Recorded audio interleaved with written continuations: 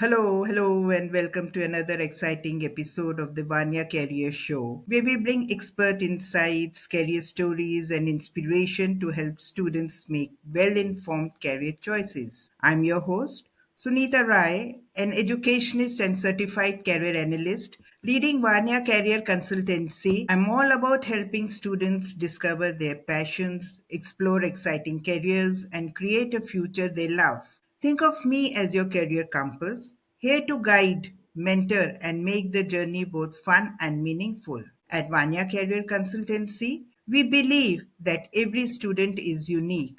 Choosing a career shouldn't just be about following the crowd. It should be about discovering what excites you, what challenges you, and what truly makes you happy in today's fast changing world where there are countless career opportunities beyond the traditional paths of engineering and medicine. And that brings me to today's topic, architecture and interior design, where creativity meets technical expertise. So, if you love science and maths but also enjoy designing, sketching, and creating beautiful spaces, this might just be the perfect career for you. And who better to guide us than our guest today, Mrs. Archie Ahalawat?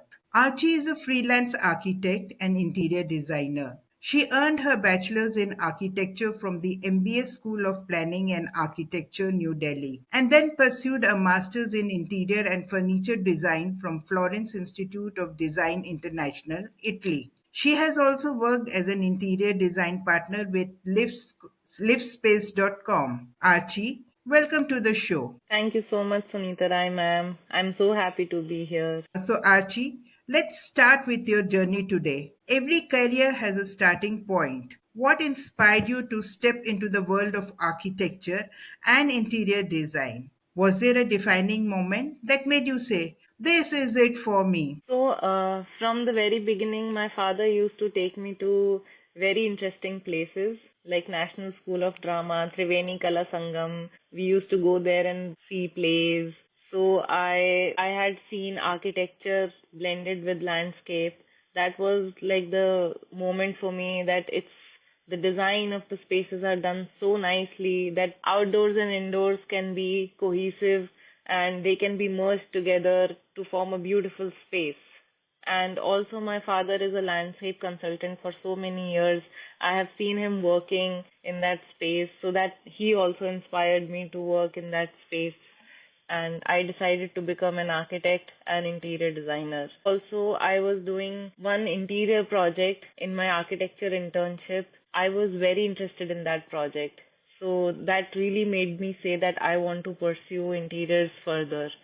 So I went to Italy and pursued masters in interior and furniture design. That's amazing and such a relatable story, Archie. It's inspiring to see how your passion turned into a thriving career. I'm sure students watching will feel encouraged to listen to their own sparks of curiosity. You have studied both architecture and interior and furniture design, which is quite a unique combination.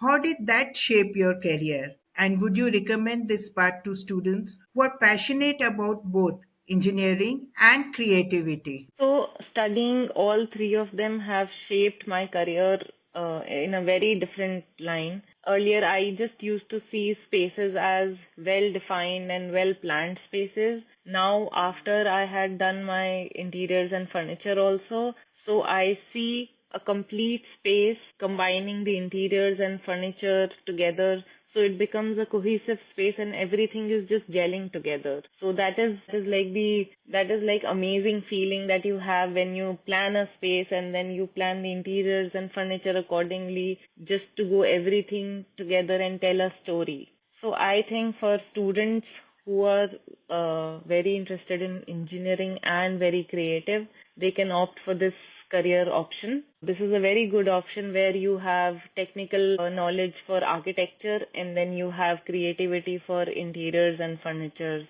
And creativity is also required for architecture also. So everything just comes up together in this field. Wow, that's such a great perspective. It really highlights, how combining different skills can set open unique career paths. And so students who enjoy both technical and artistic aspects will find this so insightful. But students think that architect only design buildings and interior design just decorate rooms and furniture design simply make stylish chairs. But that's not the full picture. Can you break down the key difference between these roles? Yeah, so these are not just designing the spaces, designing the furniture, designing something. It takes a lot of effort to design a space according to the client, according to the environment that the space is in. So you see where the wind is flowing, where the sunlight is coming through. So in architecture, you have to consider all the technical things like structure. So there's a lot of things that need to be considered in architecture, and then every space needs to be well lit and well ventilated. And when doing interiors, you can't just uh, put anything anywhere. You have to decide, you have to see that what goes where, what looks good where, and everything just blends in together very nicely. With furniture, it's not just about designing a chair or a sofa.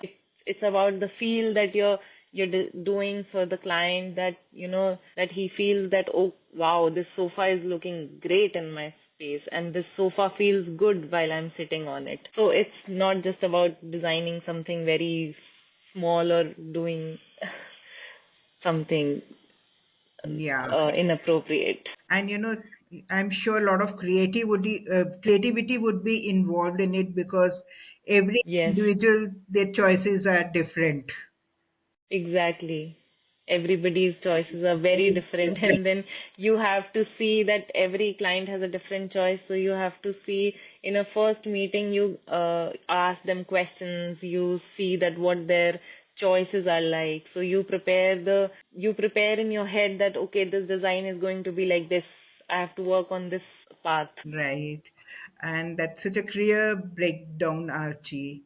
And it's not just about buildings and decors, it's about functionality, ethics, and even Yes. psychology, I can sum up. I think many students will now see this field in a whole new light and decide which career path excites them the most now. And what if a student starts in one of these fields but later realizes they want to shift? Is their career path flexible? I think yes, these are flexible, but if someone has done architecture, it is flexible for them. It is the most flexible for them, I would say, because doing architecture, you have the technical knowledge, you have the creative knowledge both, so you can get into interiors and furniture design as well. But when you study only interior and only furniture, there's creativity, obviously, but the technical knowledge is not so much. So you cannot get into architecture only after you've studied interior and furniture. But if you have done architecture, you can get into any of these three It's really fields. encouraging to hear. The students don't have to stress about making a forever decision right away. Yeah. So there's room to explore, grow, and even switch paths if they Yeah, discover new interests there along the way. also there are so many fields in architecture also.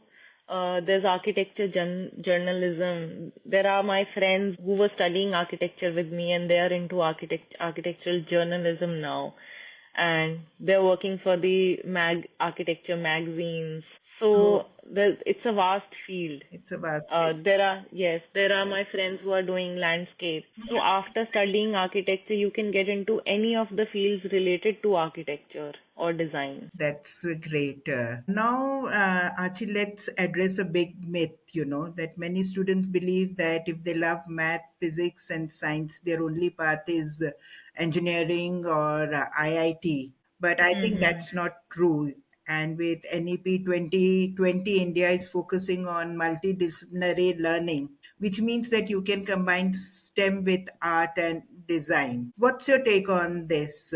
In your experience, how do engineering and creative design overlap? Are there specific STEM fields that connect well with architecture and interior design? Yes, I think this is a very great initiative. So, after NEP, you can choose the field that you can choose the subjects that you want, and you can study maths along with creative fields. It's a very important point. A lot of people think engineering and design are world apart, but in reality they work hand in hand. A lot of students think that they have to choose between being logical and creative, but in architecture and interior design, you get to be both. STEM and design go hand in hand, where architecture and interior design, we rely heavily on STEM, whether it's using physics and structural stability, applying mathematics for accurate measurements, or even environmental science for sustainable building solutions. For example, in architecture engineering, you're not just designing how a building looks. You're making sure it's structurally well sound and energy efficient. And even in interior design, STEM plays a big role, from understanding materials and their properties and applying it to the lighting principles for aesthetics and energy efficiency. Science is everywhere. You might use geometry to design a perfectly proportioned space, apply lighting physics to set the right mood, or use materials engineered to be eco-friendly and long-lasting. Like nowadays, there are so many options in the market. They're using technology to create new materials and new designs in those materials, which were not possible before. So I think with the rise of technology like 3D modeling, VR, and AI-driven design softwares, designers can stimulate and visualize spaces before they're built. It's a perfect blend of creativity and computation. That's really exciting way to look at it. You can say that math, science, and creativity actually aren't opposites. They Mm-hmm. actually complement each other beautifully. Yeah. It's great to know that students don't have to choose between logic and imagination. They can have both. So students who love maths but don't want to give up creativity may have so many exciting paths to explore now. Yes. But Archie, getting into this field also requires some preparation. And many students fear entrance exams like NATA and CED. What's your best advice for preparing for them? So there's nothing to be scared about. NATA and CEED are just very simple examinations. You have to just prepare for them. You have to see the mock tests. You have to see the previous papers. And in NATA, it mostly focuses on your creativity and aptitude test, where CEED majorly focuses on your creativity only. So for CEED, maybe you can try sketching or uh, doing some artwork or something like that to prepare yourself for CEED. And for NATA, little bit of design and drawing and more of aptitude. So that's the essence of it. You can prepare for both of them, whatever you need to accordingly. That's such a practical advice. Entrance exams can feel really overwhelming, but I think with the right strategy, they're all totally manageable. I hope students watching may take note of the useful tips that Archie has given them today. Design school, it's always thought that they're very costly. So, what about students who can't afford expensive design schools? Are there affordable ways to learn and build a career? Yes, there are affordable ways. So Yeah, yeah. there are so many courses available online, and there's so many courses in distance learning also. So so students can opt for these courses, and then they can get a diploma in these fields. Because getting a degree, you have to go to a college and then give proper examinations. So online they don't give degrees, so you can get a diploma and then work as an intern or start working as a with somebody in their office. So you can get a little bit of experience also. So that experience and that diploma counts, and then eventually you can build your career.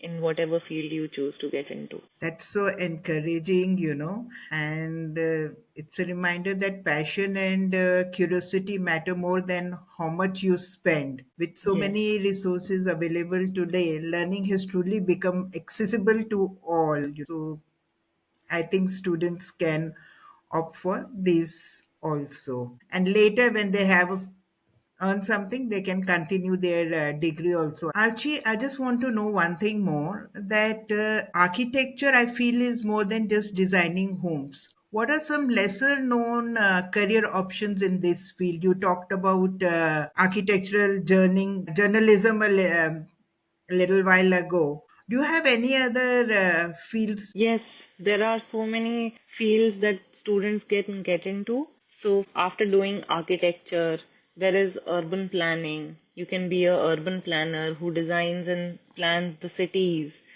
And then there is landscape design.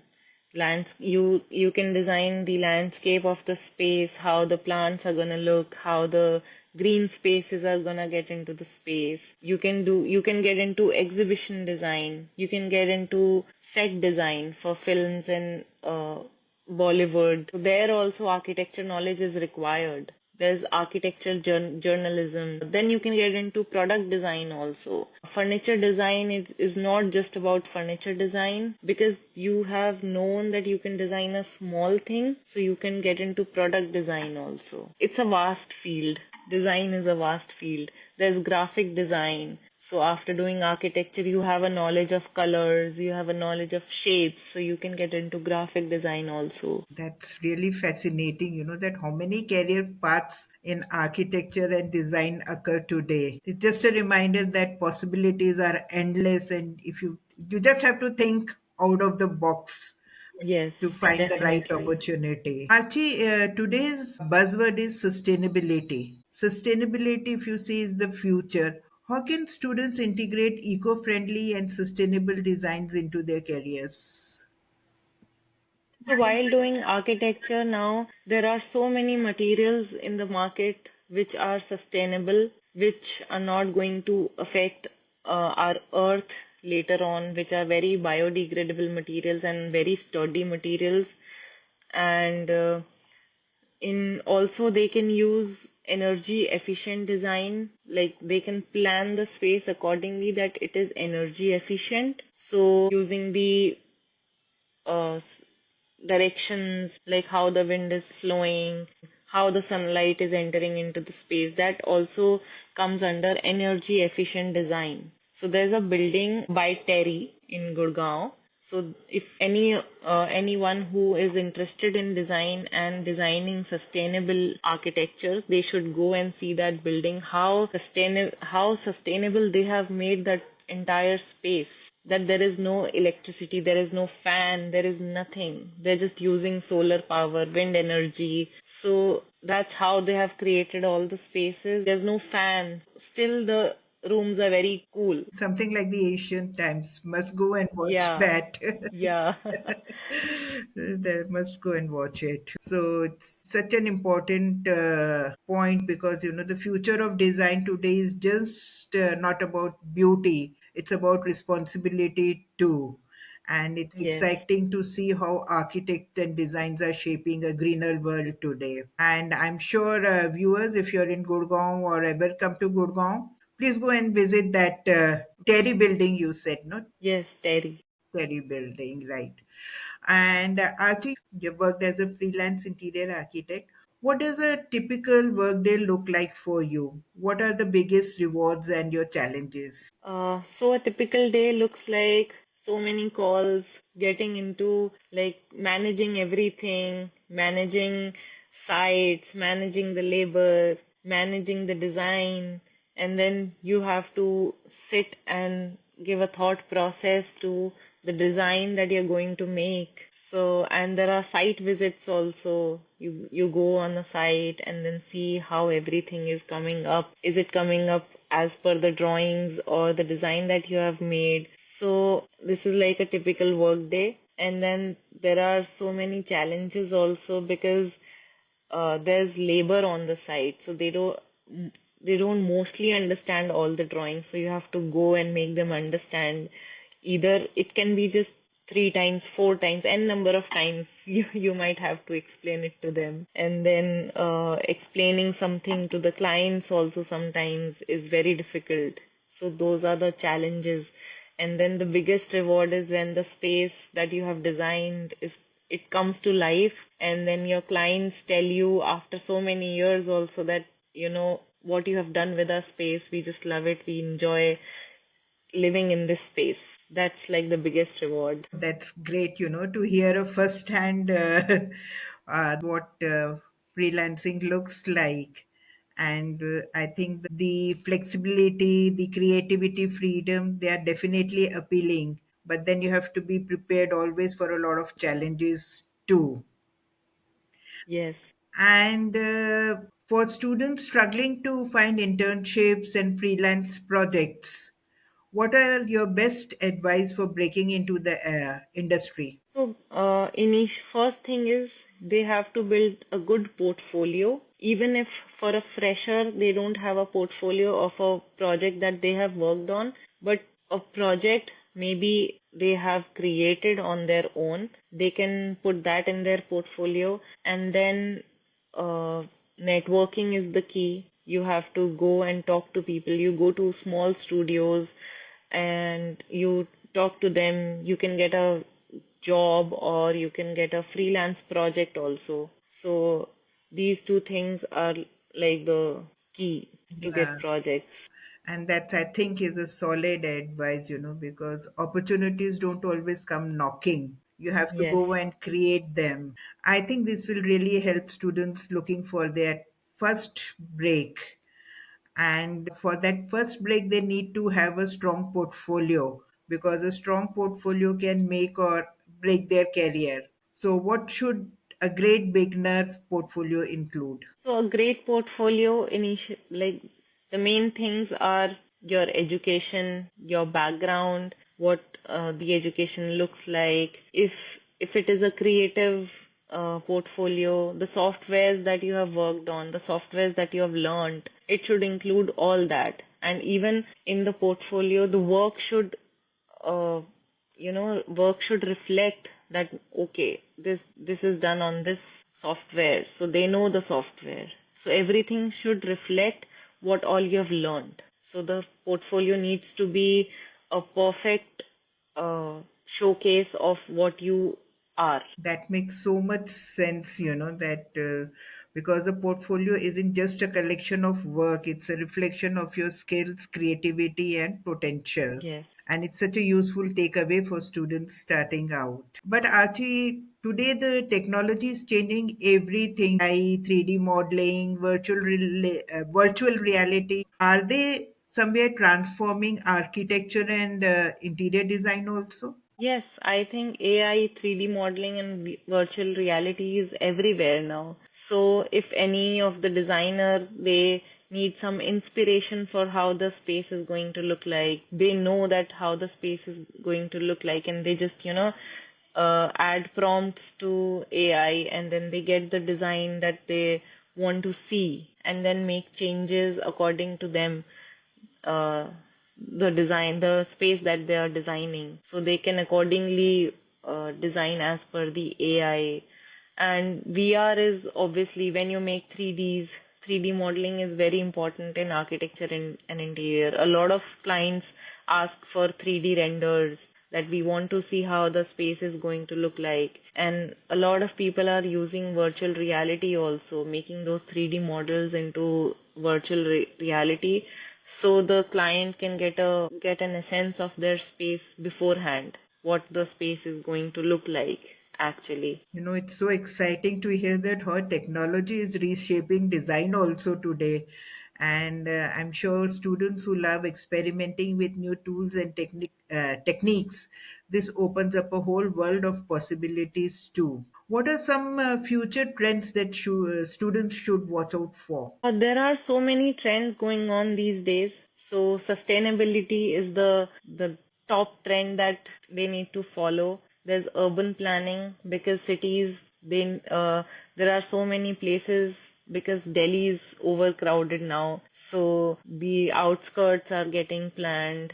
So they have to plan them accordingly, seeing the future, according to the future, that how the spaces can tackle all the like the pollution, like the rainfall. So they have to think of everything. Now, there's people are building smart cities. So those are also the things that students can watch out for. And there is parametric design. Parametric design is on another level, that you design something on a software that the buildings look the building looks extremely different and extremely uh, wow in a space.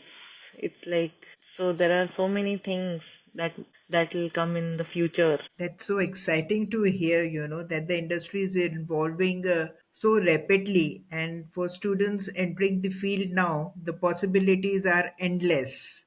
The key is only staying curious and adapting to these changes. So the future of design today is not just about aesthetics, but also technology, sustainability, and user experience too. Okay, Archie, let's do something fun now. And I'll ask you quick questions, and you have to just answer the first thing that comes to your mind. Are you ready? Yes, yes. One design trend that needs to go. Maximalism. Okay, what is it? Can you just Maximalism is basically when you put one thing on the another, and then there's so many colors in one space. For me, I think I do not like that trend. okay? Okay. Uh, That's my personal choice, yeah. obviously. Of course, every individual has different her or his own choice. One must have tools, software for the beginners. AutoCAD. For architecture and interiors, AutoCAD is necessary. Okay. Your favorite architectural marvel in the world. It's Falling Water by Frank Lloyd Wright. It's a open house concept it's based inside a forest, and it's like how the nature connects well with the inside of the house. It's like amazing. Where is it? It's in US. Okay. The most fun project you have ever worked on. I have worked on a residence in Hyderabad, so that was the most fun project because the client had given me the liberty to work on it. He had just given me the brief that I want a space that looks calm and serene, and then the design part was on me, that I had designed it, and the client was in awe. Like, he really loved the space the way I had designed it. A common mistake young designers make. A common mistake they make, they don't maybe, they're not so confident to get in to design what they want to design. So they need to be more confident about Yeah, their gut and their creativity. yes, Okay. One piece of furniture you can't live without. I think sofa. You can sit on it, you can lie down on it. It's like the most comfortable piece of furniture. Very true, very true. And a dream project you did love to design someday. I would love to design a resort someday. That is like the perfect blend of architecture, interiors, landscape, everything. And I wish you all the best for that. Hope this opportunity comes soon to you. Thank you so much. And that was such a fun round, Archie. I love how these quick answers gave us a peek into your design mind, which is full of creativity, experience, and passion. And before we wrap up, Archie, if you had to give just one golden piece of advice to students passionate about architecture and design, what would it be? I would like to say embrace the process of continuous learning and experimenting. Architecture and design are evolving fields, and while technical skills are essential, cultivating curiosity and being open to new ideas, materials, and technologies will keep your work fresh and innovative forever. That's like the key. What a wonderful way to wrap things up. Believing in yourself, staying curious, and following your passion. That's a message every student needs to hear. And that was such a fantastic conversation. Thank you, Archie, for such valuable insights and for your valuable time. And to Thank all you so much, students, ma'am. And to all students watching, remember your career should excite and inspire you. Explore beyond traditional paths, embrace creativity, and most important, believe in your unique potential. If you need personalized career guidance, reach out to Vanya Career Consultancy. Until next time, keep dreaming, keep designing. Bye to all. Bye. Thank you.